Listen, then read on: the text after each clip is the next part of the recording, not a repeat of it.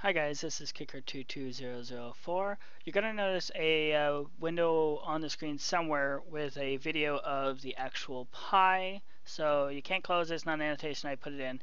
I wanted to do this live so you can see everything while it's happening. So before I jump into this, it is for the touchscreen LCD XPT2046. I'm doing this because I had a difficult time getting it set up and there's not a lot of information out there to help people with it.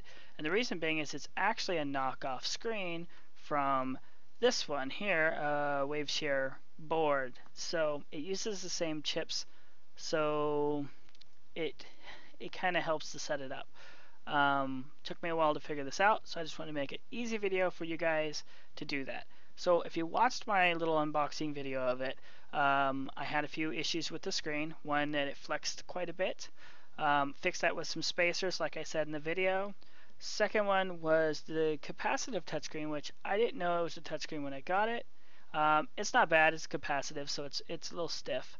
One thing I do want to correct is the power supply that came with it powers your Pi with the board on it. I don't know why in my head I thought I needed 2 cords to power this. I knew it was GPIO, but I just spaced it, so I wanted to clean that up. So let's get into this really quickly and get this done. I've already set Pi with clean Raspbian instead of using their image because I don't know how outdated it might be. I wanted to be up to date right off of Raspbian's site. So we got this set up. Let's go through our steps. First step being grab the files. So we'll go ahead and do that. wget as always, and we'll go into the area. I can't type to save my soul today. What did it save at? Oh, maybe if I actually read things. There's a few ways to do this here. We already are auto signed into your desktop, so I'm actually supposed to be tarring them, and I'm spacing here. Yeah, I don't mind the screen. It's not very good for like if you were going to do Kodi on it. You have to use frame buffering, and frankly, that's not all that is what it's cracked up to be. So if you're still watching the other screen, you're going to see we have quite a few files in here. They're already set up. I ran these as sudo because I had issues without running them as sudo. So if you want to switch to the LCD, this is the command you're going to use. Now it's going to reboot your Pi, and the other stream hopefully should show that. And just a minute here, we'll see. You can see my VNC is already closed. Alright, so the Pi seems to be reloading. So we're going to try to focus on the screen. And I'm recording this with my Nexus 6P. I didn't have anything else, and it actually does a pretty good job, I think. So we should get a login here in a second. Now, I had issues where I couldn't use the touchscreen. And it's kind of a bother. I don't know why it did it one time. If you just wait a minute, it comes up and it starts working after that. So you can see here the touchscreen's not bad. I'm not putting too much pressure. But if you want to calibrate it, there are more steps down here to go ahead and calibrate the screen as well. I had some issues getting it to work as far as open. I'm not really sure why, but this is, you can find this information out there. We'll go ahead and toss it in real quick.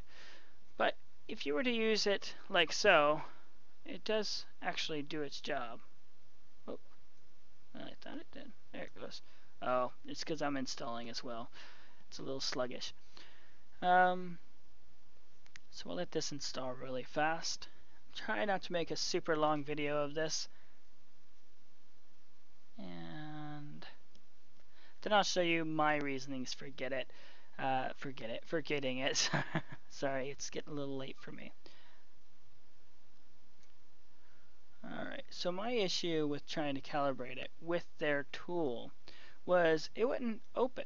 And I got a lot of stuff online, and I was able to get it to open, and the information is readily available. I found it on numerous sites. Maybe if I find a link, I'll send it in the description down below. I will be putting the links to this website down below. So if you guys have this, or if you have this, obviously this LCD board, which is the XPT2046, these should work for you. Now, I changed the icons on mine to small later on, so I can have a better layout, in my opinion. But alright, let's go ahead and see if we can find this. And you can change your icons to make them smaller, your text to make them smaller. I can't really see what I'm doing here. Let's go ahead and try to go down. And calibrate. No, I got, okay. So, yeah, these should work fine. And I'm going to do a horrible job at this. And I'm going to block the camera. Sorry, guys. And, ta-da! Okay, on-screen keyboard. You'll have to install one. There's one called, I think, Matchbox Keyboard. That one's the go-to. Again, lots of information online. I don't want to bore you with that. So let's stop this and we'll cut to what I'm actually working on for this. Alright? Alright guys, so this is what I'm working on here. You should see us log in and yep. It cut it off, that's fine. What we have on the side is the REM. That would be your external IP. I put remote IP in there just because I don't want mine showing up obviously during my videos. But this should give you CPU usage, CPU temps, free memory, used memory, your IP address, your internet in and out, which will pop up eventually. They're just not enabled right now. Samba clients, NFS connections, and obviously processes running. So if you have this screen and you don't know what to do with it, I use mine as like a server box. Not traditionally a Raspberry Pi. I got this just for you guys to work on, whether it be MineOS or just testing or my BSCC program.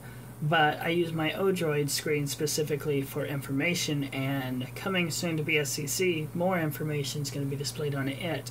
So if you have an Odroid, keep a lookout for that. If you have a Raspberry Pi, hopefully when I get everything tied up with the Odroid here, I'll be bringing that to the Raspberry Pi screens as well. So if you have a screen, give me size, dimensions, or maybe type and we can see it, we can do about getting it on there if you use BSCC or anything like that. But this is a basic script to get us some information about our device on the fly, being able to look at it. I've got my other one set up to change colors based on temps. I previewed it in my last video so you can kind of take a quick glance at it.